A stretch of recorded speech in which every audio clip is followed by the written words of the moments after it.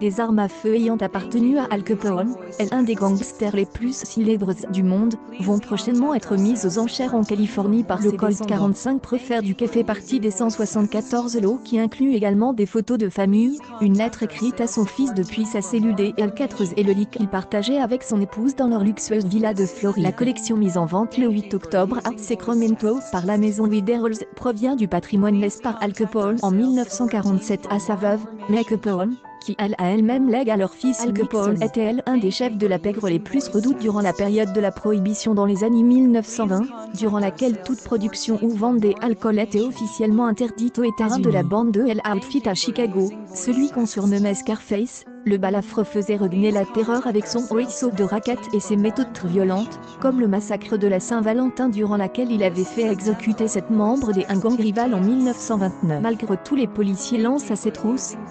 dont le célèbre Elliot Ness.